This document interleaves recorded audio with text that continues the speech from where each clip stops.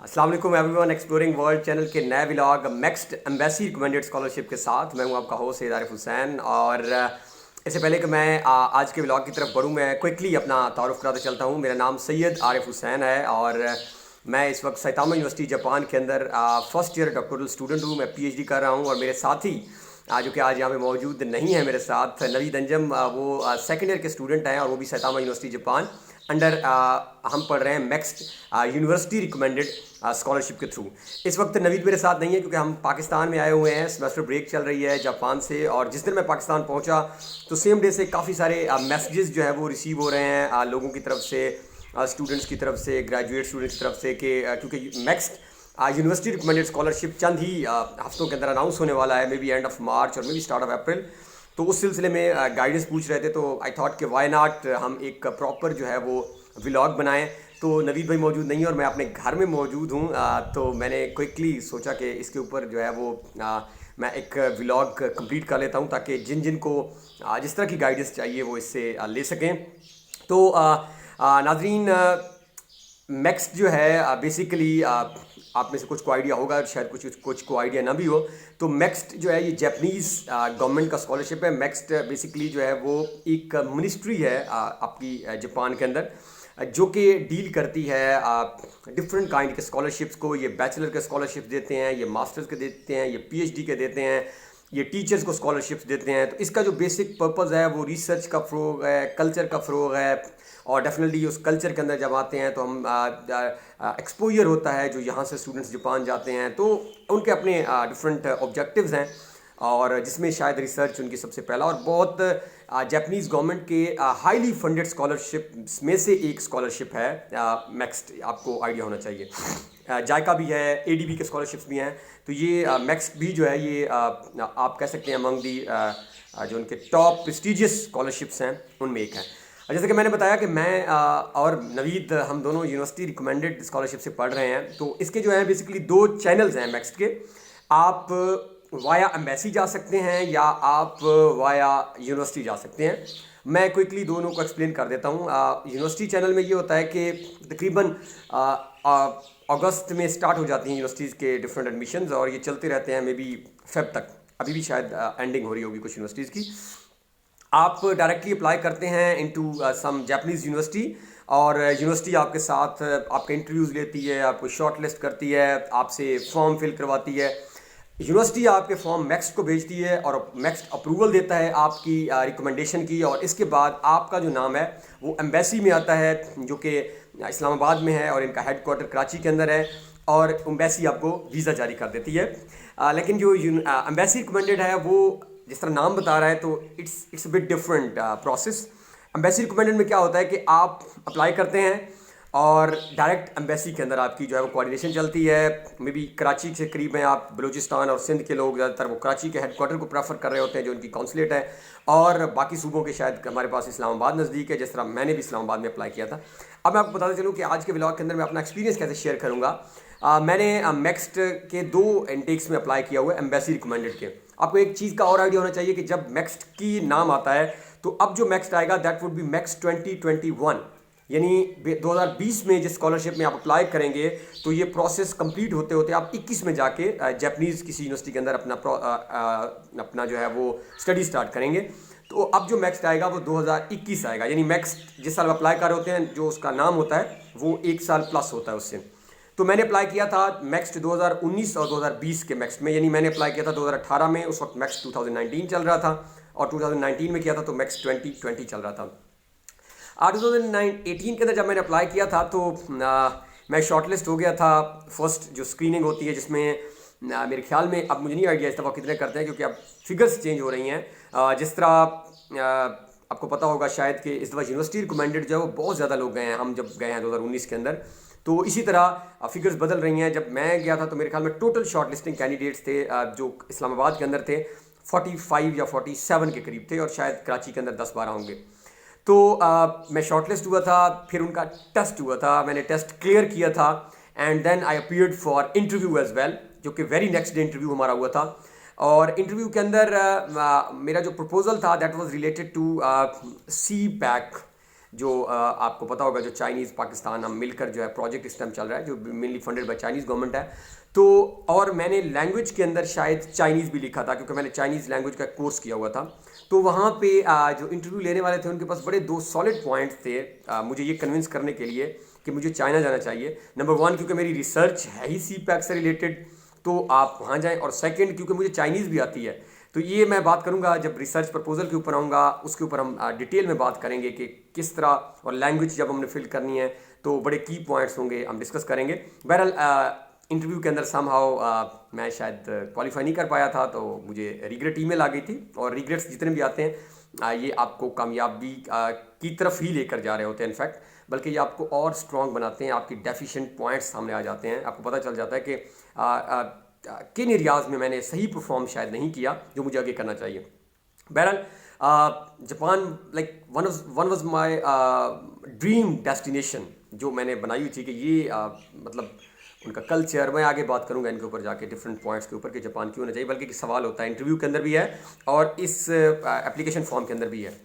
तो मैंने 2019 के मैक्स्ट में दोबारा अप्लाई किया जो कि मैक्स 2020 था, यानी लास्ट ईयर मैंने अप्लाई किया again. I was shortlisted for test, but क्योंकि एट द सेम टाइम मेरा हो चुका था ऑलरेडी यूनिवर्सिटी रिकमेंडेड और मेरा वीज़ा भी मतलब प्रोसेस चल रहा था, तो मैंने उनको एक ईमेल कर दी थी कि मैं टेस्ट में अपीयर नहीं हूँगा, और मैंने साथ बता भी दिया था कि मेरा जो है वो ऑलरेडी नेक्स्ट हो चुका है। तो मतलब मुझे काफ़ी हद तक आइडिया है कि मे बी सिलेक्टेड कैंडिडेट से ज़्यादा, क्योंकि जब आप सिलेक्ट हो जाते हैं तो शायद उस वक्त आप नहीं सोचते कि मैं क्यों हुआ था, लेकिन जब आप इन केस रिजेक्ट हो जाते हैं तो आपको ज़रूर पता होता है कि किन पॉइंट्स के ऊपर मेरी जो है वो वीकनेस थी जिनको मुझे इंप्रूव करना चाहिए। तो मैं डिटेल में बात करूंगा इंटरव्यू के ऊपर, टेस्ट के ऊपर। तो अब चूंकि मैक्स एम्बेसी रिकमेंडेड के स्कॉलरशिप्स आने वाले हैं, तो मैं आपको इसकी जनरल गाइडलाइंस दूंगा और हम एप्लीकेशन फॉर्म की तरफ आएंगे। मेरे पास काफ़ी सारे डिटेल मैंने डॉक्यूमेंट्स प्रिपेयर किए हुए हैं। क्योंकि ये ब्लॉग बहुत लंबा हो जाएगा तो मैं इसको दो हिस्सों में डिवाइड कर लूँगा। पार्ट वन के अंदर हम सिंपली देखेंगे कि मैक्स की क्विकली गाइडलाइन, बेसिक कितने स्टूडेंट्स को सिलेक्ट करते हैं, स्टाइपेंड क्या होता है, प्रोसेस क्या होता है, और एप्लीकेशन फॉर्म जो कि इंतहाई इंपॉर्टेंट हमारा फॉर्म होता है। 2020 का मेरा ही फॉर्म है जो मैंने आपको बताया कि मैं नहीं हुआ था आगे जाके appear, but I was short listed. और इसके बाद हम बात करेंगे, ये मेरे पास मार्क्सशीट फॉर्म भी पड़ा है जो फिल करना होता है और आपने भेजना होता है। इसके बाद मेरे पास जो है वो इस व्लॉग को हम कंप्लीट कर लेंगे। नेक्स्ट व्लॉग के अंदर जो है मैं आपको बताऊंगा कि हमने जो है वो रिसर्च प्रपोजल, जो कि I think like one of the most important component है आपकी एप्लीकेशन फॉर्म के अंदर, और स्क्रूटनी जब होती है तो इसको बहुत ज़्यादा कंसीडर किया जाता है, क्योंकि बहुत अच्छे लोग जब अप्लाई कर रहे होते हैं तो 2-3 क्राइटेरियाज ही होते हैं जिनके ऊपर आपको ले लिया जाता है। मैं इन पे भी बात इंशाल्लाह इस व्लॉग के अंदर करूँगा कि कौन सी ऐसी चीज़ें हैं जो कि आपको दूसरों से मुनफरिद इनफरादियत पैदा कर देती हैं। और फिर उसके बाद नेक्स्ट में बात कर रहा था, तो हम रिसर्च प्रपोजल पे बात करेंगे। और फिर जब आप शॉर्ट लिस्ट होते हैं तो मैं टेस्ट मेरे पास मौजूद हैं सैम्पल्स लास्ट ईयर के, मैं उन पर क्विकली बात करूँगा। और फिर मैं इंटरव्यू पे बात करूँगा जिसके ऊपर मैं आपको एक्सपीरियंस शेयर कर रहा था। और इसके बाद हम बात करेंगे आफ्टर प्रोसेसिंग क्या होती है इंटरव्यू के बाद के, क्विकली जो गो थ्रू करेंगे इंशाल्लाह। आप में से काफ़ी सारे लोग होंगे जो सुन रहे होंगे, आई होप कि इंशाल्लाह आप क्वालिफाई करेंगे। तो गारंटी तो कोई नहीं दे सकता स्कॉलरशिप की, बट यस कुछ पॉइंट्स ज़रूर होते हैं जिन पर हम बात करेंगे कि जो चांसेस आपके बढ़ा सकते हैं। Again there is no guarantee. तो मैक्स, जिस तरह मैंने आपको बताया कि यूनिवर्सिटी रिकमेंडेड में आपका सारी प्रोसेसिंग यूनिवर्सिटी के थ्रू होगी, सब कुछ यूनिवर्सिटी आपको टेस्ट लेगी, इंटरव्यू लेगी, आपको शॉर्ट लिस्ट करेगी, आपसे फॉर्म फिल करवाएगी, रिकमेंडेशन लेगी, यूनिवर्सिटी आपका लेटर मैक्स को भेजेगी। जापान के अंदर जापानीज़ एम्बेसी जो है वो आपका फॉर्म, आपका सारा पैटर्न क्लियर करेगी, आपके नाम फाइनल भेजेगी एम्बेसी को, और एम्बेसी जो है वो आपको लेटर्स भेज देगी कि आप क्वालिफाई कर चुके हैं। और फिर आपको यूनिवर्सिटीज़ का टास्क दिया जाएगा कि आप अब मुझे कंफर्म नहीं है, मे बी 3 यूनिवर्सिटीज़ के अंदर आपको शायद टास्क दिया मिलेगा कि आपने उसके अंदर जो है वो फिल करना होगा, आपका होगा लाइक क्वालिफाई करना होगा, एडमिशन लेना होगा उसमें से जिसको आप सिलेक्ट कर लें। और ज़्यादातर अप्रैल के अंदर जो है वो नेक्स्ट अप्रैल या and of March start of अप्रैल के अंदर आपको एयर टिकट दी जाएगी। अब मैं आ जाता हूँ नेक्स्ट के एडवांटेजेस की तरफ, जो कि बड़े इंपॉर्टेंट है, स्टार्ट में डिस्कस कर लें ताकि आपका इंटरेस्ट और बढ़ जाए कि यस ये वीडियो देखनी चाहिए। एक तो आपको एयर टिकट प्रोवाइड करेगी मैक्स एक दफ़ा आने की और एक दफ़ा जब आप वापसी आ रहे होंगे, तो यानी 2 टिकट्स आपकी जो हैं वो आने और जाने की वो मैक्स की तरफ से होगी। हेल्थ इंश्योरेंस 70% कवरेज होगी मैक्स की। वैसे ज़रूरत नहीं होती, जापान के अंदर हेल्थ इश्यूज़ बहुत ही कम होते हैं, क्योंकि मैं कुछ सफ़र कर रहा था और मैंने जाके देखा तो बहुत रेयर होते हैं आपको, क्योंकि जापानीज़ आपको आइडिया होगा उनकी लाइफ बहुत ज़्यादा है हमसे, जो हमारी एवरेज लाइफ है इस टाइम। तो पैरल अगर इशू हो भी चाहिए तो आपके 70% कवरेज होती है मैक्स की। इसके अलावा स्टाइपेंड पे आते हैं, तो स्टाइपेंड जो है वो 1,45,000 से 1,48,000 तक देते हैं। कुछ एरियाज़ में 145 है और कुछ रीजन्स को 3,000 एडिशनल अलाउंस भी दिया हुआ है, तो 148K यानी येंस। तो this is a big amount. Like Pakistan में करंट करेंसी का हम रेट भी देख लें तो ये 2 लाख से प्लस में चली जाती है, और 2 lakh plus is a big amount in Japan. So you can easily live, survive even with family, with spouse, और आप एक हैंडसम अमाउंट बचा भी सकते हैं। साथ आपको 28 आवर्स पार्ट टाइम जॉब भी अलाउ होगी, 28 आवर्स अ वीक। अगेन ये आपके वहाँ के रूल्स के मुताबिक है। अगर आप करना चाहते हैं तो जॉब्स बड़ी इजीली अवेलेबल हैं, अगर आपको ज़रूरत है तो। अदरवाइज़ आपका सर्वाइवल ठीक है, तो वाई नॉट कि आप रिसर्च के थ्रू ही इसको जो है वो कंटिन्यू करें।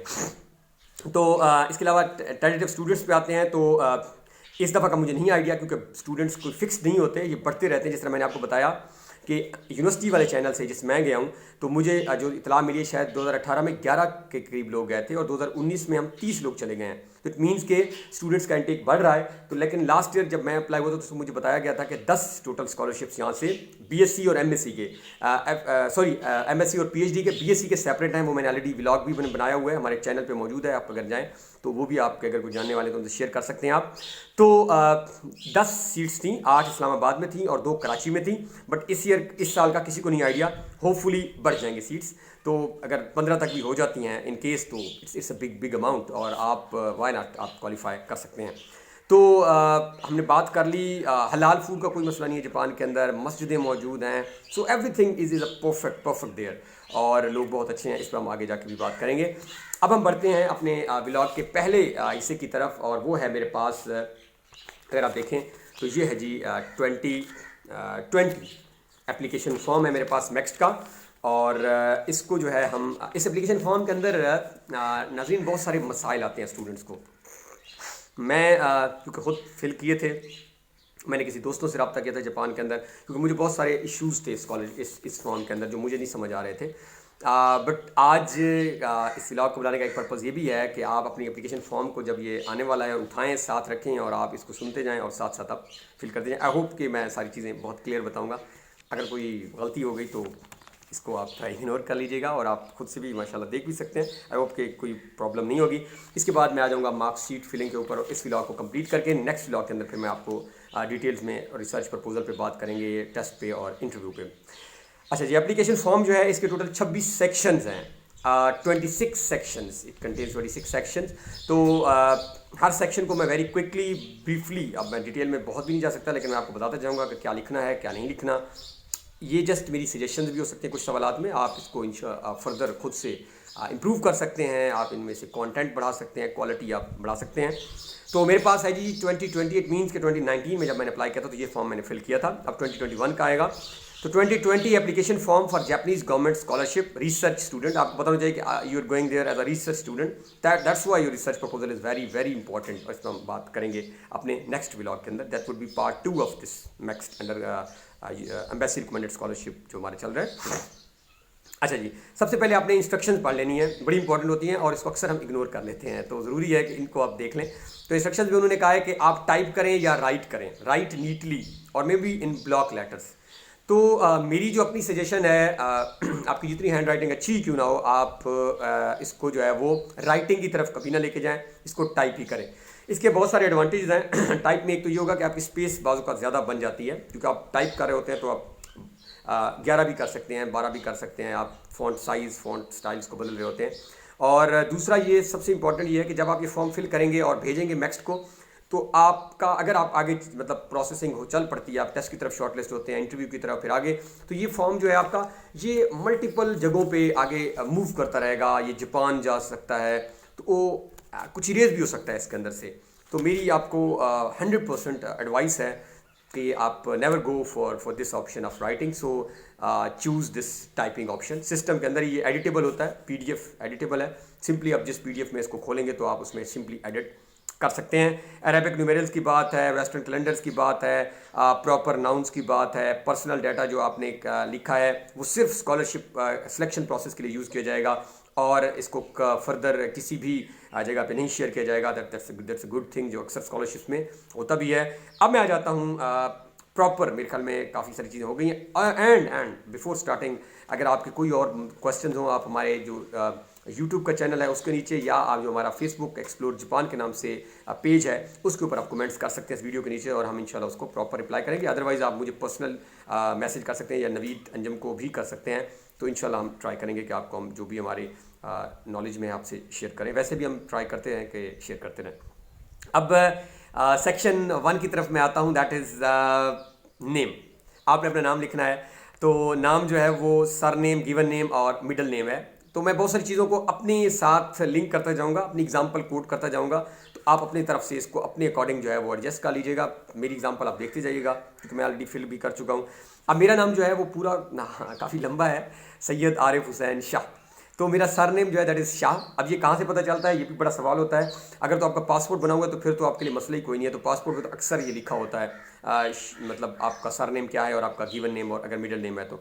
अदरवाइज़ आपके और सोर्सेज भी हो सकते हैं। आई गेस आप लोगों को जब अप्लाई कर रहे होंगे तो आपको आइडिया होगा। इन केस अगर आपको यहाँ नहीं भी पता चल रहा फॉर एग्जांपल, या आपको नहीं है प्रोसेस, आपने अगर एक गलती कर ली है, सपोज मैं आपसे बात कर रहा हूँ, तो नो प्रॉब्लम। आपसे ये दोबारा जब आप सिलेक्ट हो जाएंगे तो आपसे एक नया फॉर्म फिल करवाते हैं या इसी को एडिट भी करवा लेते होते हैं। मैंने सुना है इस तरह। तो कोई बहुत बड़ा मसला नहीं होगा, लेकिन आप अपनी तरफ से 100% इसको अभी दें और इसको क्लियर कर लें, तो that would be more better. तो नेम में मैंने बताया, जिस तरह मेरा नाम है शाह सैयद आरिफ हुसैन, तो मेरा सर नेम शाह है और मेरा गिवन नेम सैयद आरिफ हुसैन है, एंड मेरा मिडिल नेम कोई नहीं है। तो ये ज़रूरी नहीं कि आपका तीनों नाम हो। अगर आपका कोई एक नाम नहीं भी है तो आप इसको स्किप कर सकते हैं। सेक्शन नंबर 2 की मैं ज़रा क्विकली भी चलूँगा क्योंकि टाइम को भी हमने मद्देनज़र रखना है। अब मैं आता हूँ सेक्शन नंबर 2 की तरफ, दैट इज़ जेंडर। तो मेल और फीमेल, और इसके बाद आपका मैरिटल स्टेटस है, सिंगल और मैरिड। अगर आप मैरिड होंगे तो अगर आप डिटेल्स देना चाहें अपने डिपेंडेंट्स की, तो आगे जाके एक सेक्शन आएगा, मैं आपको बताऊँगा, वहाँ पर आप डिटेल्स भी दे सकते हैं जिनको बाद में आप साथ लेकर आना चाहेंगे। इसके बाद जो है वो आपकी Japanese nationality, if you have an Japanese nationality तो आप फिर नो, और अगर है तो यस करेंगे, और फिर आपकी एक्सपायरेशन डेट भी साथ लिखेंगे, ईयर्स और मंथ। बट जहाँ तक मेरा ख्याल है, क्योंकि ये अदर नेशनलिटीज़ का मुझे नहीं पता, क्योंकि मेजॉरिटी ये पाकिस्तान की स्पेसिफिक स्कॉलरशिप है, पाकिस्तानी एम्बेसी डील करेगी, तो you must be in Pakistan to avail the scholarship. आपके टेस्ट इधर होंगे, तो मेरे ख्याल में पाकिस्तानी इसमें ज़्यादा प्रेफरेबल होंगे।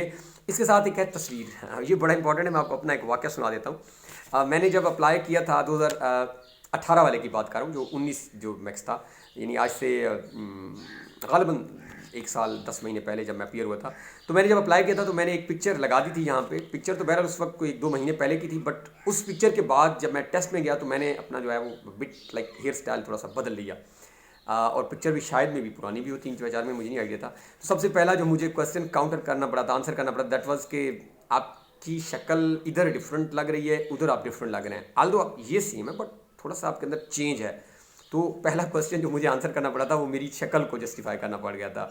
तो यहाँ पे उन्होंने लिखा भी है कि आपने विद इन 6 मंथ जो अपना इमेज है, तो मेरी सजेशन है, एडवाइस है कि जब आपने इमेज ये जो लेना है, पिक्चर लगानी है, तो एक तो कोशिश करें उस वक्त नहीं लगाएं, उसी वक्त ही खिंचवा के, और उसके बाद कुछ ज़्यादा अपने बालों के साथ छेड़छाड़ ना करें, ताकि आपकी शक्ल ज़्यादा चेंज ना हो और आपको ऐसा कोई सवाल काउंटर ना करना पड़े। मुझे ये करना पड़ा था एम्बेसी के अंदर।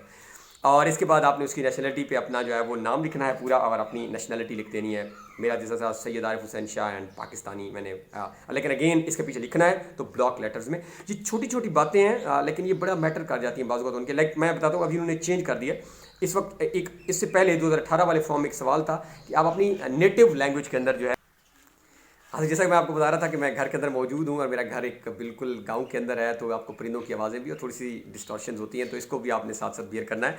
तो जी मैं बात कर रहा था, मेरी बात पहुँची थी राइट डाउन, हाँ, तो एप्लीकेशन फॉर्म के ऊपर। तो उस वक्त एक और सेक्शन होता था जिसमें नेटिव लैंग्वेज की बात होती थी। तो मुझे उस वक्त किसी ने कहा था, किसी जानने वाले ने, कि यार उनको कौन सी उर्दू आती है, तो आप इधर भी इंग्लिश में लिखते हैं। तो मैंने इंग्लिश के अंदर नाम लिख दिया, उधर भी और नीचे भी इंग्लिश में, यानी 2 नाम, अब सिर्फ उन्होंने एक ही कर दिया है। तो एम्बेसी के अंदर मेरे से सवाल हो गया था कि आप तो खुद ही अपनी ज़बान को प्रेफर नहीं करते, तो आप कैसे कह सकते हैं कि आप वहाँ के कल्चर को और पाकिस्तानी कल्चर को रिप्रेजेंट करेंगे।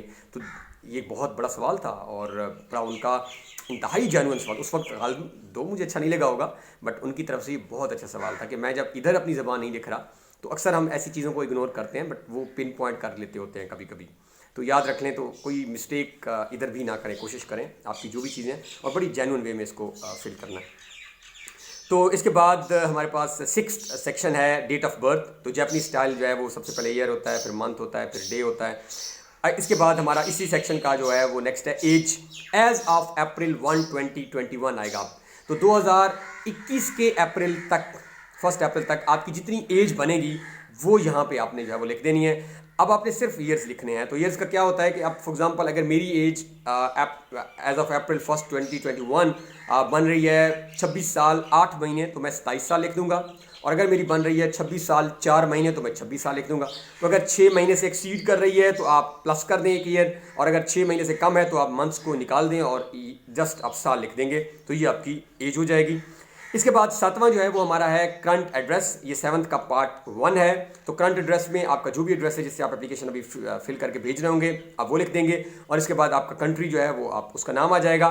और अगर आप जापान के अंदर रहते हैं, if you currently reside in Japan, what is your current visa status. तो अगर आप जापान के अंदर से अप्लाई कर रहे हैं तो वहाँ आप अपना वीज़ा स्टेटस भी लिखेंगे कि आप किस स्टेटस के ऊपर हैं, आप स्टूडेंट वीज़ा पे हैं या जो अदर टाइप्स ऑफ वीज़ाज हैं उनके ऊपर हैं। अच्छा जी, इसके बाद हमारे पास उन्होंने आपसे अगर 7th के नीचे पूछेंगे, an applicant with permanent residence और long term resident status must change his or her status to student if selected. तो वो आपको कह रहे हैं कि अगर आप जापान में रहते हैं और आपका परमानेंट रेजिडेंस है, ये लॉन्ग टर्म रेजिडेंस है, रेजिडेंट है आप, तो आपको चेंज करवाना होगा स्टूडेंट्स अगर आप अप्लाई कर रहे हैं, if you want to avail this scholarship. Be aware that application for the original status after student status is expired may not be necessarily approved. तो इसके बाद इसी का सेक्शन 2 है, 7वें का सेक्शन 2 जो है उसमें आपसे पूछ रहे हैं कि your address before departure for Japan. अब इसमें 2 ऑप्शंस हैं, सेम एज अबव। अगर तो आपका एड्रेस जो आपने अभी करंट एड्रेस दिया है, अगर तो आपका ये सेम रहेगा, इसमें कोई चेंज नहीं होगी, तो फिर कोई मसला भी नहीं है, आप सेम लिख दें, आप कहते हैं सेम एज अबव। बट अगर आप किसी हॉस्टल में रह रहे हैं और आप किसी टेम्प्रेरी जगह पे रह रहे थे, अगर आपने एड्रेस लिखा है एंड यू थिंक कि this address will B change, जब मेरा आगे प्रोसेसिंग होगी 2-4 महीने बाद, अगर मैं शॉर्टलिस्ट होता हूँ, तो फिर आप बेटर इसके नीचे नया एड्रेस लिख दें जो आपको लगता है कि मेरा होगा। फॉर एग्जांपल आप एक हॉस्टल के अंदर सप्लाई कर रहे थे और आपको पता है कि जब आप अगर ये प्रोसेस आगे होता है तो आप उस वक्त घर होंगे, तो फिर बेटर है कि आप नया एड्रेस नीचे लिखे, घर का लिखे, और कंट्री भी आपका पाकिस्तान हो जाएगा। जिस तरह मेरा एड्रेस सेम था, मैं अपनी एग्जांपल दूं तो मेरा, क्योंकि मैं I was serving as a lecturer in UT Lahore before joining Saitama University Japan PhD student, तो मेरा एड्रेस सेम था, सीआरपी डिपार्टमेंट यूटी लाहौर और सीआरपी डिपार्टमेंट यूटी लाहौर। और अगर आपका चेंज है तो आप चेंज कर दें, अदरवाइज सेम एज अबव टिक करेंगे और ज़रूरत नहीं है आपको। अच्छा जी, अब आते हैं उस वक्त आपको वो नीचे देखिए वो बता भी रहे हैं कि the current address will be changed at the time of leaving from your country, please check the box, the above current address will be changed as follows and specify the new address. हाँ जी, again little bit sorry for distortion. और तो मैं बात कर रहा था कि अगर आपका एड्रेस चेंज होगा तो आप चेंज कर देंगे, अदरवाइज आप सेम एज अबव कर देंगे। और इसके बाद जो है वो आपसे पूछेंगे कि हाँ जी, अब इसके आ जाते हैं हम 3 जो हमारा सेक्शन है उसके ऊपर मैं बात कर लेता हूँ। इसी 7वें सेक्शन का 3rd पार्ट, वो आपसे पूछ रहे हैं कि before departure for Japan is outside your home country, do you understand that an airline ticket to Japan will not be provided. अगर आप सेलेक्ट हो जाते हैं पाकिस्तान के स्टूडेंट और जब आप डिपार्चर कर रहे होते हैं तो उस वक्त आप पाकिस्तान में मौजूद अगर नहीं हैं, तो आपको यू मस्ट अंडरस्टैंड कि MEXT will not provide you air ticket. तो ये आपको पता होना चाहिए, आप इसको डेफिनेटली टिक कर लेंगे कि आप एग्रीड हैं ऐसे कि अगर मैं पाकिस्तान में ना हुआ और मैं क्योंकि पाकिस्तान की ही कोटे पे सिलेक्ट हुआ हूँ तो मैं एयर टिकट अपनी खुद दूंगा या दूंगी। तो ये आप डेफिनेटली इसको यस करेंगे। अब आ जाते हैं इसके 3 जो हमारा 3rd इसका पार्ट है 7वें सेक्शन का, name of Japanese diplomatic office where you will apply for visa issuance. तो आपसे डिप्लोमेटिक ऑफिस की बात कर रहे हैं कि आप जब अप्लाई करेंगे वीज़ा के लिए तो आप नाम लिखते हैं। तो अब पाकिस्तान के अंदर जो है हमारे एक इस्लामाबाद एम्बेसी है हमारी, और एक आपको पता होगा कि कराची में इनका कौंसलेट है। तो ज़्यादातर जापान हम निकलता है, आप बलूचिस्तान और सिंध के लोग अप्लाई कर रहे होते हैं कराची के अंदर, और बाकी जो है वो इस्लामाबाद की एम्बेसी में अप्लाई कर रहे होते हैं। नीचे उन्होंने वैसे आसानी के लिए वेबसाइट भी दी है, अगर आप सिंपली इस पर क्लिक करेंगे अपने सिस्टम से तो ये आपको ओपन भी कर देगी और आप मज़ीद दोबारा जाके वेरीफाई भी कर लें। पाकिस्तान का नाम देखेंगे कि पाकिस्तान में इनके डिप्लोमेटिक ऑफिस कहाँ कहाँ हैं। सो जो ऑफिस आपसे नियर बाय है आप उसको प्रेफर करें। मेरे केस में इस्लामाबाद नियर बाय था तो मैंने इस्लामाबाद किया था। अगर आपके केस में इस्लामाबाद नहीं, कराची भी आप कर सकते हैं। हमारे दोस्त हैं जो कराची से भी सिलेक्ट होकर आए हुए हैं। तो इसके बाद जो है वो आपका फ़ोन नंबर इंतहाई इंपॉर्टेंट है। फ़ोन नंबर इसको भी बड़ा केयरफुली अपना ही दीजिएगा, क्योंकि इस पर भी आपको कॉल आएगी जब आप शॉर्ट लिस्ट हो जाएंगे। आपको इंटरव्यू से पहले भी एक कॉल आती होती है जापान एम्बेसी से, और हो सकता है जब आप सेलेक्ट हो जाएं माइट भी आपको एक और कॉल भी आ सकती है। तो इसको भी आपने अपना लिखना है। और ईमेल जो है ये सबसे इंपॉर्टेंट है। उसके नीचे उन्होंने खुद भी मेंशन कर दिया है कि ये वो ईमेल आप लिखें कि जो आप अभी, फिर आप जब ड्यूरिंग प्रोसेस चल रहा होगा उसमें, और फिर आप जापान के अंदर जब होंगे तो वहाँ पे, और इवन आफ्टर, तो आपका ईमेल एड्रेस वही रहे। तो आप अपना पर्सनल इमेज प्रेफरेबल है। तो यहाँ पे एक तो जो भी आपका ईमेल वो जिसको आप एक्सेसिबल है, जो आपका ज़ाती है, जो सिक्योर्ड है, उस ईमेल को लिखिएगा। तो आपके लिए जो है वो that would be more better. जिस तरह मेरा ईमेल, मैंने अपना ज़ाती ईमेल जो मेरा बड़ा से 10 साल से चल रहा था, तो अक्सर हम ईमेल्स नए बनाते रहते हैं। तो मेरी सजेशन है कि आपका जो ईमेल हो वो आपने बड़ा इंपॉर्टेंट। तो अब हम आगे नेक्स्ट पेज की तरफ जो है वो मूव करते हैं। हाँ जी, तो नेक्स्ट हमारा जो है वो 8वां सेक्शन है, उसका पार्ट 1 है कि have you been awarded a Japanese government scholarship in the past. कि अगर आपको ऑलरेडी पास्ट में, आपको मैंने बताया कि जापानीज़ जो मैक्स स्कॉलरशिप है ये बैचलर्स में भी है, ये मास्टर्स में भी है, ये पीएचडी के लिए भी है, ये टीचर्स का भी है। तो अगर आपको ऑलरेडी किसी तरह का कोई मैक्स मिला हुआ है तो वहाँ आपसे येस नो पूछते हैं। अच्छा, यहाँ पे अक्सर ना हम कंफ्यूज हो जाते हैं बीइंग पाकिस्तानी पर्टिकुलरली कि अब मैं यहाँ पे क्या लिखूँ। अगर मैं लिख दूँ तो शायद मेरे चांसेस कम हो जाएँ। ऐसा हरगिज़ नहीं है। और एक चीज़ मैं जो स्टार्ट में शायद कहना भूल गया था, मेरी आप सबसे गुजारिश होगी, एक सजेशन है आप सबके लिए कि बी ऑनेस्ट। सबसे ज़्यादा जापानीज़ लोग जो चीज़ लाइक करते हैं वो आपकी ऑनेस्टी होती है। आपको पता भी होगा जापानीज़ ऑनेस्टी में शायद सबसे आगे हैं। बहुत ऑनेस्ट नेशन है और वो ऑनेस्ट बंदों को बहुत प्रेफर करती है। मैं आपको ज़ाती अपना एक्सपीरियंस बताता हूँ। मेरा जब यूनिवर्सिटी रिकमेंडेड चैनल चल रहा था, so I was shortlisted in 2 universities. So at the same time, like I was appearing in interview in Saitama and Ritsumeikan University as well. तो दोनों यूनिवर्सिटीज़ ने मुझसे सवाल किया था सेम टाइम में कि आप कहीं और तो नहीं अप्लाई कर रहे मैक्स के लिए। तो मैंने बड़ा क्लियर बताया था कि यस मैं अप्लाई कर रहा हूँ। मैंने स्टेटस भी शेयर किया था, एक यूनिवर्सिटी के साथ दूसरी यूनिवर्सिटी का और दूसरी के साथ पहली का। तो कभी आप हेजिटेंट ना हो स्कॉलरशिप जब भी आप कर रहे होंगे, अप्लाई कर रहे होंगे। सो ट्राई करें उनके साथ ओरिजिनल रहें, और जो आपकी जो कन्वर्सेशन चल रही है उन दोनों के साथ शेयर करें। तो लाइक मुझे सेलेक्ट कर लिया गया था, तो उन्होंने माइंड नहीं किया था कि अगर मैं कहीं और अप्लाई कर रहा हूँ। तो वो अच्छा समझते हैं, उन्हें भी पता ज़रूर होता है। अब अक्सर हम स्टूडेंट्स यहाँ पे जो है वो डंडी मार देते हैं कि नहीं जी मैं तो बस यही स्कॉलरशिप मैंने लेना है। मुझे अक्सर ईमेल्स आई पड़ी होती हैं, मैसेजेस आते हैं इनबॉक्स में कि सर मेरा जो है बस जापान ना हुआ तो मैंने कहीं भी नहीं जाना दुनिया के और मुल्क में। ऐसा हरगिज़ नहीं होता। ये एक ह्यूमन अंडरस्टैंडिंग भी एक होती है, और आप खुद समझ सकते हैं कि ये हम छोड़ रहे हैं। तो मेरी आपको सजेशन है छोड़े नहीं, यहाँ पे बताएं उन्हें, उनके पास ऑलरेडी डिटेल्स होती है। अदरवाइज़ उनको पता चल गया तो आपकी एप्लीकेशन को वैसे वो वहाँ से रिजेक्ट कर देंगे। तो उनके साथ ऑनेस्ट रहें। अगर आपने किया है तो ये सारा सेगमेंट उसी से रिलेटेड है। फिर आप स्पेसिफाई करें आप किन प्रोग्राम नंबर पे गए थे, कौन सा स्कूल अटेंड किया था। उसके बाद प्रोग्राम नंबर में आप बताएंगे कि आप नेक्स्ट के, आपको बताया मैंने डिफरेंट स्कॉलरशिप्स हैं, रिसर्च स्टूडेंट है, अंडर ग्रेजुएट स्टूडेंट आप जाते हैं, टीचर्स ट्रेनिंग है। तो आप बताएंगे कि आप इनमें से किस ऑप्शन के तहत गए थे। फिर उसकी सारी डिटेल्स जो है वो आप नीचे शेयर करेंगे। नेम ऑफ इंस्टीट्यूशंस हैं, आपके कौन से ईयर से कौन से मंथ तक गए थे, कंटेंट क्या था। So this is everything. अगर तो आपने इसको ऊपर नो कर दिया है, जो ज़्यादातर लोग करेंगे, तो फिर आपको ये नीचे वाले सारे आपसे इरेलेवेंट हैं। बट अगर आपने ऑलरेडी यस किया तो फिर आपको पता होगा कि इनको कैसे फिल करना है। अब हम आ जाते हैं 9th जो हमारा सेगमेंट है। अच्छा, ये तीनों सेगमेंट दोबारा ऑनेस्टी से रिलेटेड हैं, आपकी ईमानदारी और आपने सही जो भी है आप उनके साथ स्टेटस शेयर करेंगे।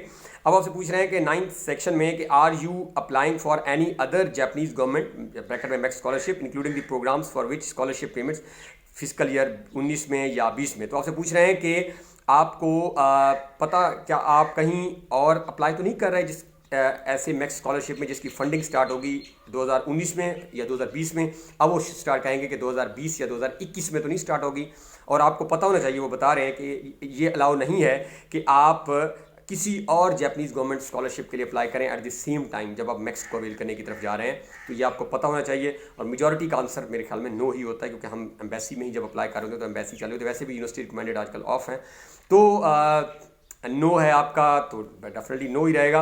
अब 10 की तरफ आते हैं। 10 का सेक्शन नंबर हमारा 1 है, वो है आप कोई ऑलरेडी रिसीव तो नहीं कर रहे, उसमें कहा अप्लाई, और अब इसमें रिसीव या आप रिसीव करने जा रहे हैं कोई और जापानीज गवर्नमेंट मैक्स स्कॉलरशिप। आपकी मैक्स हो या आपकी कंट्री का मैक्स के साथ कोई मुआहदा हो, जिस तरह ऊपर आप देखेंगे तो इनका कोरिया के साथ कुछ एग्रीमेंट्स हैं, तो इधर भी डेफिनेटली ज़्यादातर लोगों का मेरे ख्याल में आंसर नो ही होगा, क्योंकि आप कहीं और तो अप्लाई या शेड्यूल नहीं कर रहे होंगे।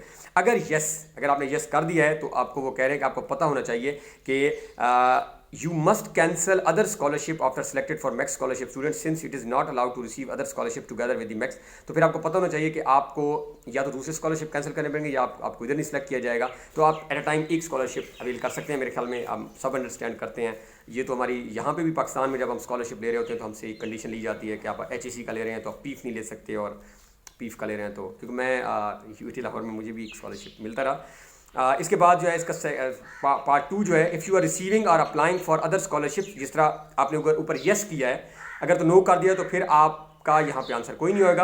अगर आपने यस किया है तो फिर आपने वो भी यस करना है कि मुझे पता है कि मैं बाकियों को कैंसिल करना पड़ेगा, और फिर आपने उसकी डिटेल भी देनी है स्कॉलरशिप की जो आप अवेल करने जा रहे हैं या कर रहे हैं। उसमें स्पॉन्सर का नाम लाइक मैक्स्ट है, ADB है, जायका है, जो भी है, स्कॉलरशिप पीरियड कितना होगा और स्कॉलरशिप अमाउंट इन येन्स कितनी होगी। अब मैं जाता हूँ 11वें सेक्शन की तरफ, जो कि सबसे ज़्यादा कंफ्यूजिंग पार्ट होता है पाकिस्तानी स्टूडेंट्स के लिए फिल करना। मे बी अगर कोई और भी हमारे इंडियन या कोई और सुन रहे हैं जो नेशनलिटीज़ हैं, उनके लिए भी ये कंफ्यूजिंग ही होगा।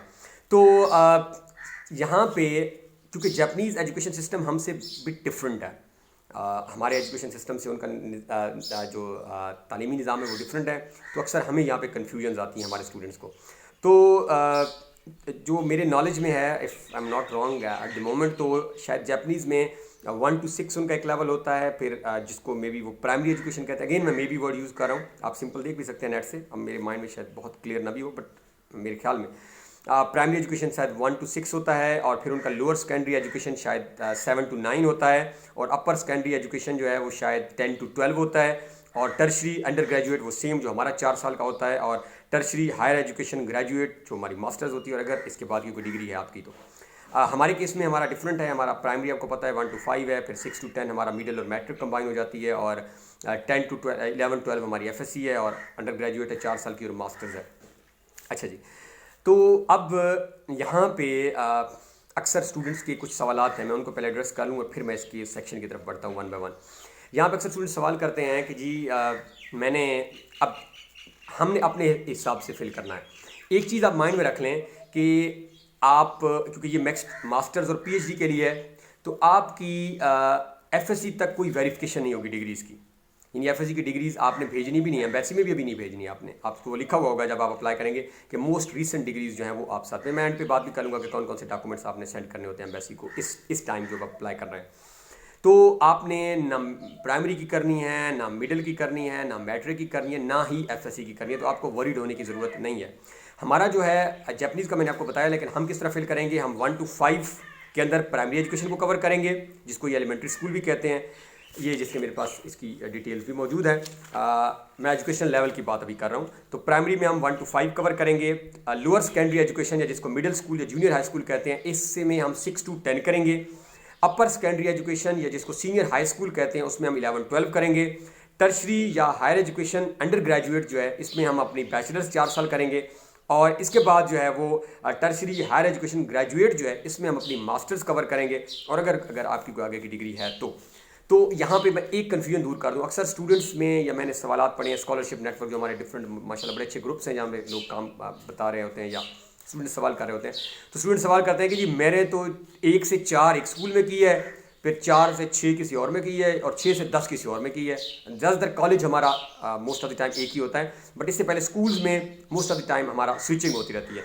तो 1 to 5 में मैं क्या लिखूँ? तो 1 to 5 में मेरी जो सजेशन है एज़ पर माई एक्सपीरियंस, तो आप उस स्कूल का नाम लिखें जिसमें आपने ज़्यादा साल गुजारे हैं, 3 साल सर पढ़े हैं। फॉर एग्जांपल आपने मैं सपोज करता हूँ कि आपने स्कूल्स के अंदर जो है वो एक में 3 साल किए हैं और एक में आपने 2 साल किए हैं। हाँ जी, तो बात हो रही थी again for distortion, I am really sorry. तो बात हो रही थी कि अगर आपने किसी एक स्कूल में 3 साल और एक में 2 साल, तो फिर यहाँ पे 3 साल वाले स्कूल का नाम लिखने आपको कोई मसला नहीं है। अच्छा नहीं जी, अब एक और सवाल में बड़ी कंफ्यूजिंग स्टेटमेंट देता हूँ कि जी दो दो और एक मैंने किया है। प्राइमरी मैंने किसी एक में 2, फिर एक में 2 और फिर एक में 1 किया है। तो बेटर इज़ कि जिन 2 को आपने सीनियर में किया है, अगर फॉर एग्जाम्पल आपने पहली किसी और में की है, फिर सेकंड थर्ड किसी और में, और फोर्थ फिफ्थ, तो मेरी सजेशन है कि फोर्थ फिफ्थ वाले स्कूल का नाम लिख दें। अगेन इसकी कोई वेरिफिकेशन नहीं होती। तो आपको पता है वैसे भी हमारे पास 8th तक तो हमारे पास कोई डिग्री दी नहीं जाती प्रॉपर हमारे स्कूल्स के अंदर, कोई ऐसा रिवाज भी नहीं है। तो बेटर इज़ स्लॉट्स मैंने आपको बता दिए हैं, तरीका मैंने आपको बता दिया है। जिस स्कूल में आपने, अगर आपने अब 6ठी और 7वीं एक में की है और 8वीं 9वीं 10वीं किसी और में की है, तो फिर जो आपका सेकंड लोअर सेकेंडरी एजुकेशन वाला है 6 to 10 वाला है, इसमें आप उस स्कूल का नाम मेंशन कर देंगे। चलें जी, तो अब मैं आता हूँ इसके जो है 1 2 3 4 5 6 7 हमारे पास टोटल जो है वो कॉलम्स हैं। अगर आप देख लें, आपके सामने नज़र भी आपको आ रहे होंगे। सबसे पहले मैंने एजुकेशनल लेवल की बात की, वो आपने क्लियर हो गई होगी। इसके बाद है स्कूल नेम, बहुत ही आसान है, आपने सिंपल स्कूल्स के नाम लिखते जाने हैं। School name means college name, university name भी इसी के अंदर आ जाएगा। इसके बाद है लोकेशन, तो बहुत ही आसान है जी, लोकेशन जहाँ पे आपका स्टेट प्रोविंस है, जिस तरह मेरा पंजाब था, सिटी का मेरा भक्कर था या लाहौर था, तो आपका भी आ जाएगा। इसके बाद है year and month of enrollment and graduation या एक्सपेक्टेड टू ग्रेजुएट। चलें, यहाँ पे एक और चीज़ भी आ गई कि यहाँ पे मैंने, अगर आपने डिस्क्रिप्शन देखी होगी हमारी, तो फाइनल ईयर के स्टूडेंट्स होप सर्टिफिकेट के साथ अप्लाई कर सकते हैं। तो अगर आप एक्सपेक्टेड टू ग्रेजुएट हैं, इसकी जो डेडलाइन है उससे पहले जो नेक्स्ट ईयर की इन्होंने दी हुई है, तो आपको डिग्री मिल जाएगी। मैं मिसाल देता हूँ कि आपने ग्रेजुएट होना है अभी फॉर एग्जांपल जून के अंदर आप ग्रेजुएट होने जा रहे हैं। अक्सर स्टूडेंट्स हमारे पास जो यूनिवर्सिटी सिस्टम है, जून जुलाई में हम अक्सर अपनी स्टडीज़ कंप्लीट करते हैं। आप अभी अप्लाई कर रहे हैं मार्च के अंदर।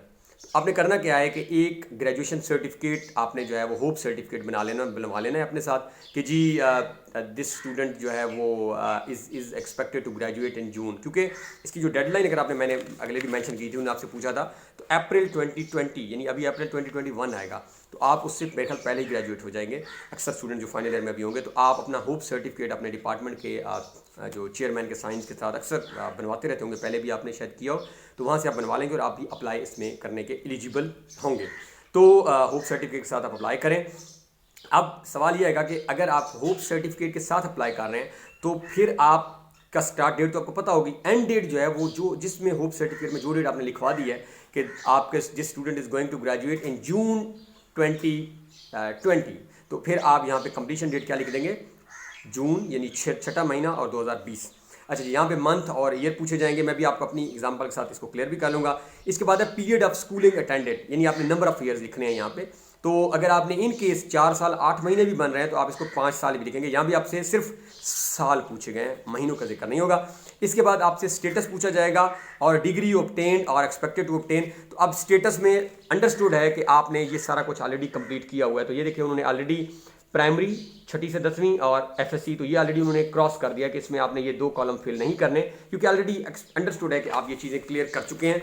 बट आपकी ग्रेजुएशन से जो है वो 2 कॉलम आपके और एक्टिव हो जाएंगे और उसमें आपसे पूछा जाएगा स्टेटस के अंदर कि आप ग्रेजुएट। चलिए मैं आता हूँ तो इसकी तरफ हम बात करते हैं। चलिए जी, मैं आपको क्विकली अपनी एग्जांपल के साथ आपको मजीद क्लियर कर देता हूँ। अब मेरी जो प्राइमरी थी वो एक ही स्कूल से थी, मैंने अपने स्कूल का यहाँ पे नाम लिखा था गवर्नमेंट प्राइमरी स्कूल जो भी था, स्टेट मेरा पंजाब था, सिटी मेरा भक्कर था, फ्रॉम, अब मेरा जो शायद मे बी 1997 था, अगर तो 1997 के 3rd मंथ से लेके, अब यहाँ पे सवाल आता था कि मुझे तो अब बहुत ज़्यादा याद नहीं है, तो अब जस्ट मंथ सोच लें कि मेरे ख्याल में 3रे महीने में मैंने मार्च 2000 फुला से के अंदर 12 मार्च 2007 के अंदर मैंने प्राइमरी की थी।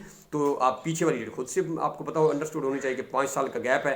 तो मैंने अगर फेब 2002 में फॉर एग्जांपल स्टार्ट की थी, तो शायद मैंने 2007 के जो है वो मार्च के अंदर कंप्लीट की होगी प्राइमरी। तो आपके टोटल 5 साल बनेंगे। आपने 4 साल 8 9 महीने नहीं लिखने, पूरे 5 साल आपके हो जाएंगे, 5 ईयर्स।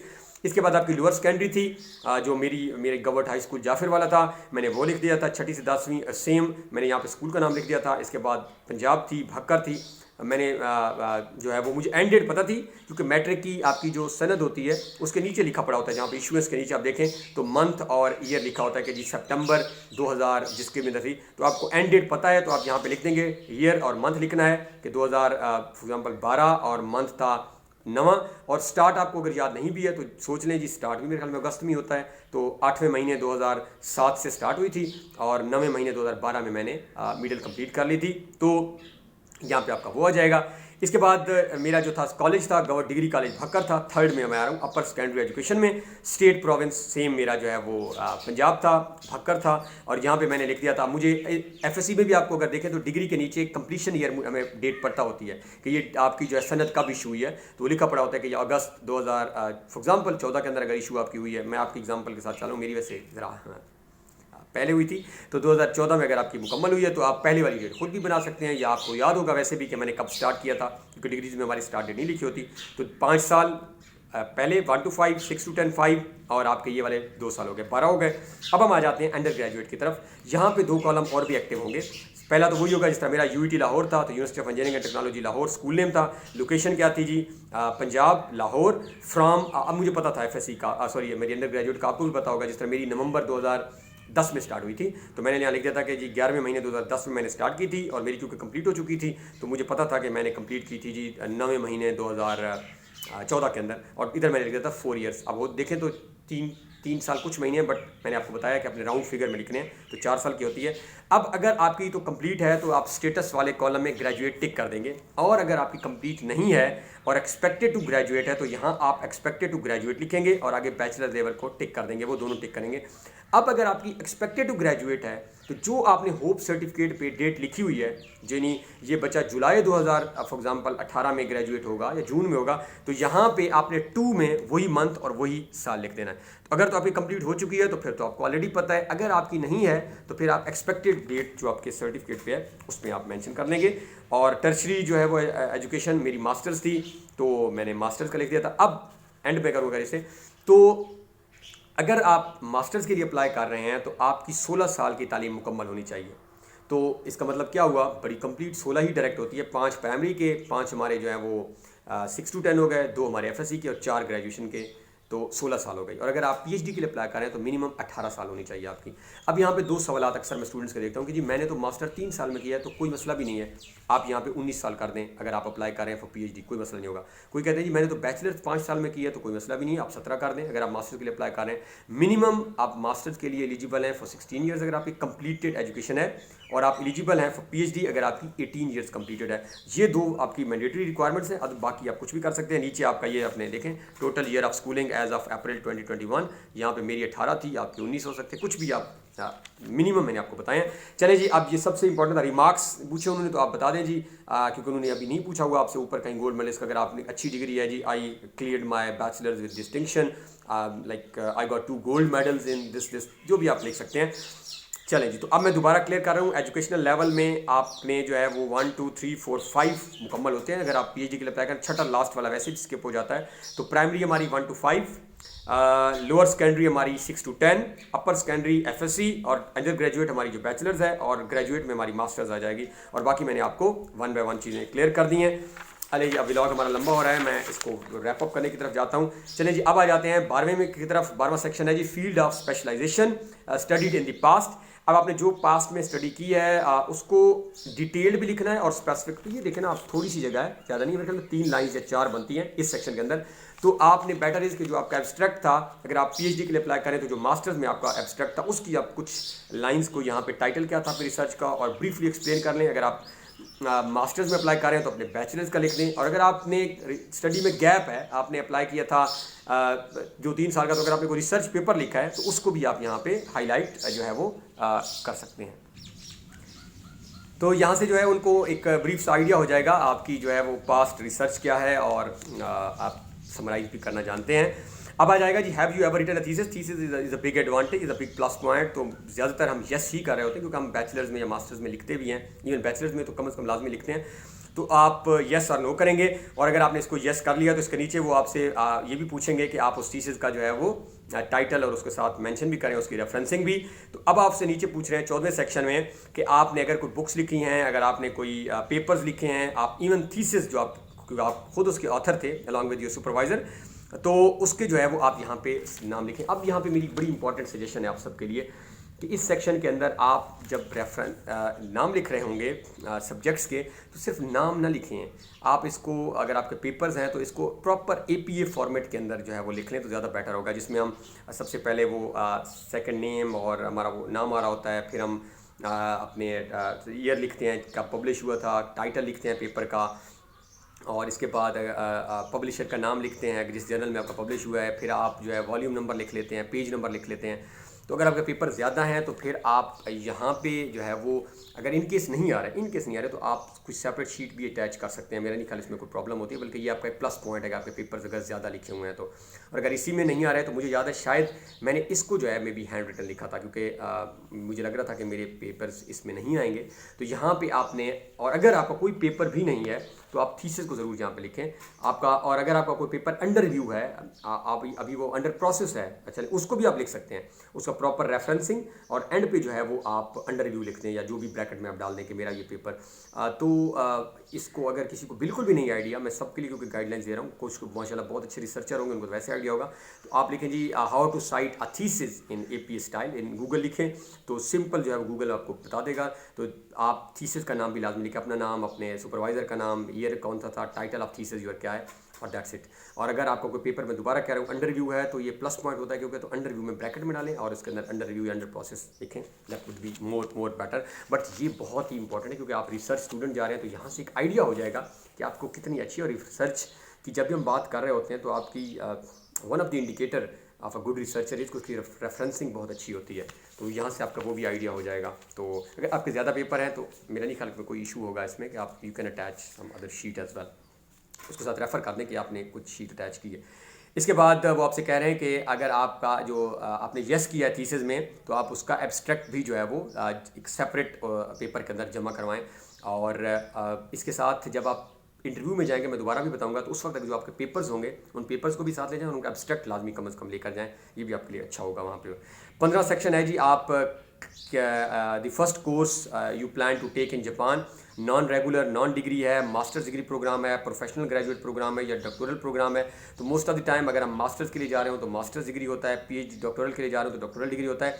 अच्छा, कुछ जगह ऐसा भी होता है कि आप कुछ महीने जब एम्बेसी के थ्रू जाते हैं तो आपको एज अ रिसर्च स्टूडेंट रखा जाता है और फिर इनका एक एंट्रेंस एग्जाम होता है जो लेते हैं और इसके बाद आपको इनरोल कर लिया जाता है इनटू पीएचडी। मैंने ऐसे स्टूडेंट्स, मेरे ऐसे दोस्त हैं जापान के अंदर जो 6 महीने कर रहे हैं एज अ स्टूडेंट रिसर्च, और इसके बाद उनका एक एग्ज़ाम लिया और इसके बाद वो प्रॉपर पीएचडी स्टार्ट होने निकाली।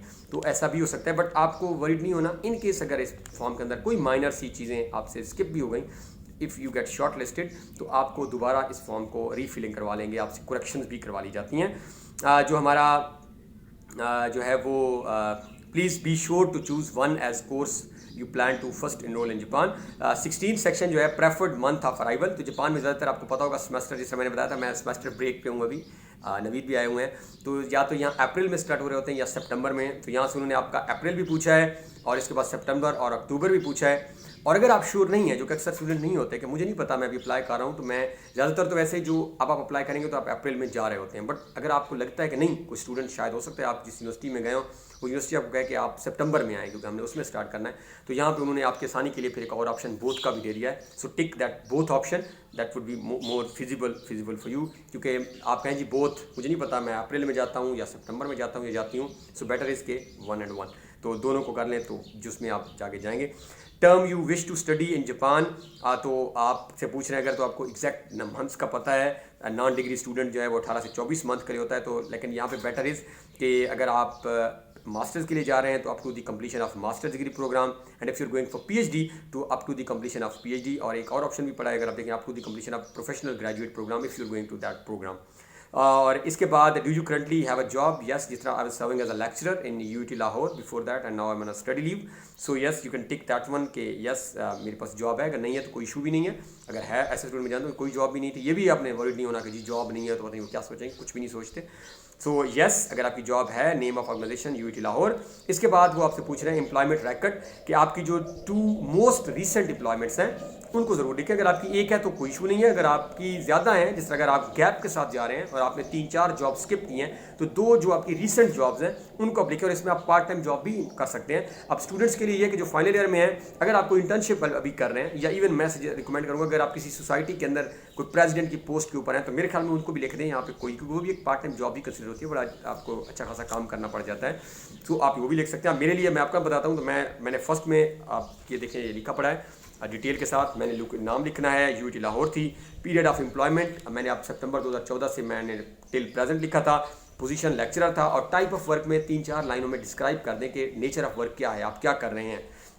और मैंने एक अपनी जो है वो शायद मुझे याद नहीं है, मैं रेजिडेंट ट्यूटर भी था और मैं स्टाफ एडवाइज़र भी था, तो मैंने अपनी यूनिवर्सिटी की वो पोजीशन भी लिख दी थी कि मैं वो भी सर्व कर रहा हूँ। अब आप अगर इनकेस आपकी जॉब ज़्यादा है तो फिर 2 रिसेंट, एक जो भी शायद आप कर रहे होंगे और एक आपने भी छोड़ी होगी, और अगर कम है तो जो फाइनल ईयर के स्टूडेंट्स हैं वो अपनी यूनिवर्सिटी की भी कोई लिख सकते हैं, क्योंकि वो भी अंडरस्टैंड करते हैं कि अभी एक बच्चा जब फाइनल ईयर में है तो वो डेफिनेटली कोई जॉब किस तरह की, अगर आप कोई इंटर्नशिप कर रहे हैं, अक्सर बच्चे पार्ट टाइम कर रहे होते हैं आखिरी साल में, वो मेंशन कर दें पार्ट टाइम जॉब ही होती है आपकी। अच्छा जी, अब आ जाते हैं जी 20वें सेक्शन की तरफ, बस हम इसको कंप्लीशन की तरफ लेके जा रहे हैं। ये 3 सवाल जो है ये 2019 वाला जो मैक्स था, यानी 2018 में जब मैं अप्लाई किया था उसमें ये नहीं थे, ये इंटरव्यू में पूछे जाते थे, बट अब इन्होंने थोड़ी सी अमेंडमेंट करके इन 3 सवालों को पार्ट बना दिया है एप्लीकेशन प्रोसेस का इस वक्त। शायद क्योंकि देखिए मैंने बताया था कि 50 शॉर्ट लिस्ट होते हैं या 45 इस्लामाबाद में और 10-15 हुए होंगे शायद कराची में, तो 60-65 बच्चों को शॉर्ट लिस्ट करना होता है अमंग मे बी 1000 अगर एप्लीकेंट्स हैं, या हंड्रेड्स में तो होते ही होंगे, तो उनके लिए आसानी होगी कि अलॉन्ग विद अदर जो भी उनकी क्रिटिकल थिंग्स हैं, तो इन 3 सवालों के जवाब इधर ही देख लें बच्चों के, ताकि हमें आसानी हो जाए शॉर्ट लिस्ट करने में। अब 3 सवाल हैं। सबसे पहला है जी, what was the trigger for having an interest in Japan? Overall आपका क्या आपकी मोटिवेशन है जापान आने की, क्यों आपका इंटरेस्ट डेवलप हुआ है? सेकंड में आपने जापान को अपनी जो है वो ग्रेजुएट लेवल एजुकेशन के लिए क्यों चुना है, यानी मास्टर्स या पीएचडी के लिए क्यों चुना है? और तीसरा ये है कि आप क्या एक्सपेक्ट कर रहे हैं कि आप क्या, अगर आपको सिलेक्ट कर लिया जाता है तो कंट्रीब्यूशंस क्या होंगी आपकी जापान के लिए, और फिर आपका जो स्टे होगा जापान में, वापस आके पाकिस्तान में आप क्या कंट्रीब्यूट करेंगे अपने होम कंट्री के अंदर? तीनों ही इंपॉर्टेंट सवाल हैं। जितने आसान नज़र आ रहे हैं इतने आसान शायद हैं नहीं, हैं भी सही हैं नहीं भी सही। अगर तो आपके सिमिलर आंसर्स हैं जी, आपने नेट से उठा लिए हैं, तो सभी नेट से शायद उठा लें, तो फिर तो आपके अंदर कोई डिफरेंस नहीं है।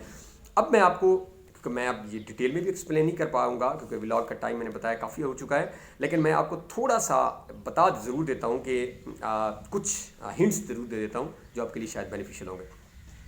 जी, जापान के अंदर आपका इंटरेस्ट क्यों डेवलप हुआ? तो there are many things you might have heard about Japan. Japanese are very discipline people, very honest people, punctual people. Japan culturally बहुत इनरिच है, हिस्टोरिकली ट्रेडिशनल कल्चर्स हैं जापान के अंदर। जापान टेक्नोलॉजिकली बहुत advance country है। जापानी जो है बड़ी रिस्पेक्ट देते हैं लोगों को। लाइक ये बहुत सारी चीज़ें हैं जो जापान के बारे में, वर्कaholic हैं, काम करते रहते हैं, बहुत सारे पॉजिटिव एट्रीब्यूट्स हैं जापान के जो कि अक्सर स्टूडेंट्स लिखते हैं।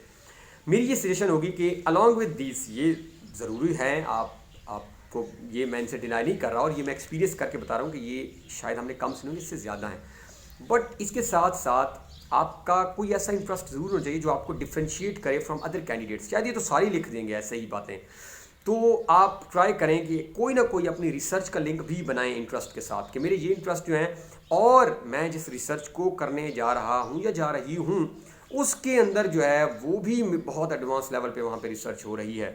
फॉर एग्जांपल आपकी कोई ऐसी रिसर्च है जो आपने पढ़ी है, जो अब जैसे जापान सिविल इंजीनियरिंग में बहुत मशहूर है, इंफ्रास्ट्रक्चर के अंदर जापानीज़ का कोई शायद सानी नहीं है, तभी सिविल बहुत ज़्यादा लोग, हमारे अभी दोस्त हैं जो सिविल इंजीनियरिंग में वहाँ पे कर रहे हैं, तो बहुत ज़्यादा लोग जाते हैं सिविल के अंदर, तो ये कोई डिनाई नहीं कर सकता, ये फैक्ट है। तो आपकी रिसर्च अगर ऐसे कोई ब्रिज से रिलेटेड है और आपने वहाँ पे कोई एडवांस टेक्निक देख ली है, ये बहुत ही पॉजिटिव चीज़ होगी। इसके बाद है जी, पर्टिकुलरली आपकी ग्रेजुएट लेवल स्टडीज़ क्यों करने जा रहे हैं? तो जिस तरह मैंने बताया था कि मैंने लिखा था मुझे चाइनीज़ भी आती है और मैं सी पैक मेरा, तो उन्होंने कहा जी आप तो फिर चाइना जाएँ, आप जापान में क्या करने आ रहे हैं? यहाँ पे बड़ा इंपॉर्टेंट होगा, यहाँ पे आपने टोटली लिंक करना है अपनी रिसर्च को कि मैं जब जर्मनी क्यों नहीं जा रहा, मैं ऑस्ट्रेलिया क्यों नहीं जा रहा, मैं जापान ही क्यों होना चाह रहा हूँ अपनी तालीम एमएससी या पीएचडी करने। ये आपका होगा डिटेल्ड, जिसमें आपने लिंक बनाना है यूर जो करंट प्रपोजल है या करंट स्टडीज़ हैं विद जापानीज़।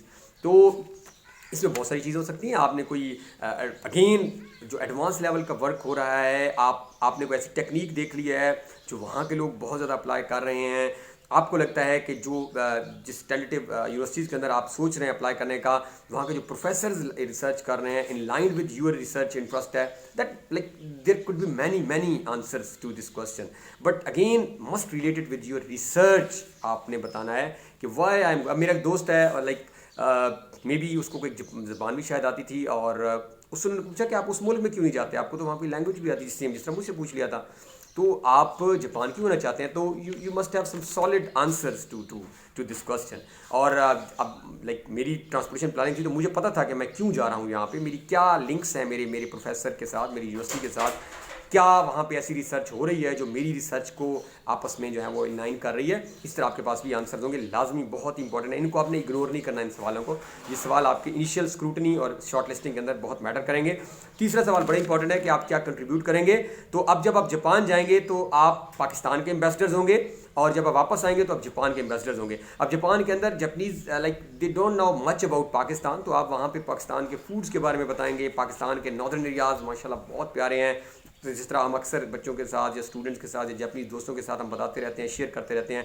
जापान में बहुत ज़्यादा फेस्टिवल्स होते हैं, आपने देखा होगा शायद होक्काइडो के फेस्टिवल्स हैं या ओवरऑल जापानीज़ के उनके बहुत ज़्यादा त्यौहार जिसे हम कहते हैं होते रहते हैं। वहाँ पे आप जाते हैं, आपको बहुत सारे मौके मिलते हैं, तो आप बताएंगे कि मैं पाकिस्तान को रिप्रेजेंट करूँगा, मैं पाकिस्तान के कल्चर के बारे में, फूड के बारे में, इवन पाकिस्तान के सॉन्ग्स के बारे में बताऊँगा, पाकिस्तानी लोग कैसे इनके बारे में बताऊँगा। तो जब मैं पाकिस्तान आ जाऊँगा तो मैं वहाँ के लोगों के बारे में जो चीज़ें लेके आऊँगा, आप बहुत कुछ सीखेंगे इंशाल्लाह। अगर आप जापान जब सेलेक्ट होकर जाएंगे, you will learn many thing apart from this. जो आपकी स्टडीज़ हैं ये तो होती रहेंगी, इसके साथ आपको ऐसी ऐसी चीज़ें सीखने को मिलेगी जो आपकी लाइफ टाइम इंपॉर्टेंस आपके लिए रखेंगी और आपकी पर्सनैलिटी के अंदर वो एक चेंज लेकर आएंगी। तो आपने इन चीज़ों को लाजमी मेंशन करना है कि ये आपकी कंट्रीब्यूशन होगी। अब मैं बहुत ज़्यादा डेप्थ में नहीं जाना चाह रहा। नेक्स्ट व्लॉग के अंदर मैं इंटरव्यू के दरमियान इनको मजीद शायद थोड़ा बहुत एक्सप्लेन कर लूँगा, क्योंकि इंटरव्यू में भी ऐसे सवाल पूछे जाते हैं।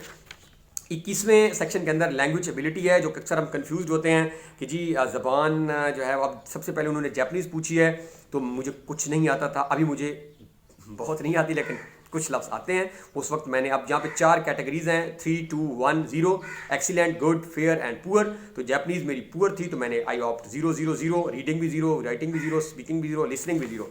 अब यहाँ पे अक्सर बच्चे सोचते हैं कि यार मैंने अगर जापानी न लिखी और कुछ भी नहीं होता, दे नो एवरीथिंग, कि जो बंदा अब आ रहा है तो उसे जापानीज़ नहीं आती होगी, वो आपसे कुछ एक्सपेक्ट नहीं करते। इंग्लिश भी मुझे याद है मैंने शायद एक्सीलेंट ऑप्ट नहीं किया था, एक्सीलेंट बहुत बड़ी कैटेगरी होती है, तो मे भी मैंने शायद गुड ऑप्ट किया था। तो आप पे है, अगर आपकी इंग्लिश स्ट्रॉन्ग है रीडिंग, तो ज़रूरी नहीं कि सारी एक्सीलेंट हो, तो ये चीज़ें वो आपकी चेक कर लेंगे। अगर आपने यहाँ एक्सीलेंट लिखा है तो आपका वहाँ पे थोड़ा सा ये उनके पास एप्लीकेशन फॉर्म पड़ा भी होगा, जब आपसे वो पूछ भी रहे होंगे।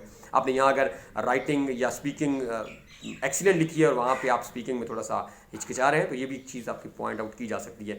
सो बेटर इज़ कि जो आपकी है ओरिजिनल रहे, उनके साथ मैंने पहले भी बताया है। अदर्स में अगर आपकी कोई और लैंग्वेज है, शायद मैंने बताया मुझे शायद चाइनीज़ आती थी तो मैंने चाइनीज़ लिखा था और मैंने मे भी लिख दिया होगा फेयर या जो भी मुझे आती थी उस वक्त।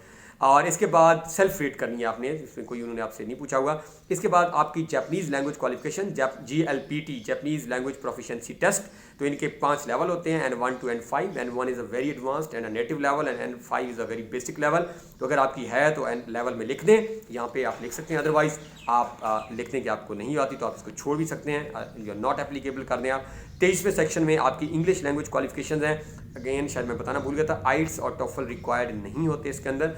तो अगर आपने दिए हुए हैं तो ये आपका प्लस पॉइंट है, अगर नहीं दिए हुए तो अदर्स में आप यहाँ पे इंग्लिश लैंग्वेज प्रोफिशिएंसी सर्टिफिकेट, जो कि आपकी यूनिवर्सिटी का जो भी डिपार्टमेंट, जिस तरह हमारा ह्यूमैनिटीज़ डिपार्टमेंट अक्सर ये इशू करता है, आप चेक करें आपकी यूनिवर्सिटी कंसर्न में कौन सा डिपार्टमेंट है जो इशू करता है, उस डिपार्टमेंट से आप लेंगे और यहाँ पे आप लिख देंगे English language proficiency certificate test और इस इंग्लिश लैंग्वेज प्रोफिशिएंसी सर्टिफिकेट, और इसको आप एप्लीकेशन फॉर्म के साथ अटैच करेंगे, जो मैं एंड पे नेक्स्ट व्लॉग में बताऊंगा कि आप डॉक्यूमेंट्स कौन कौन से हैं जो आपने सेंड करने हैं अभी जब आप अप्लाई करने जा रहे होंगे।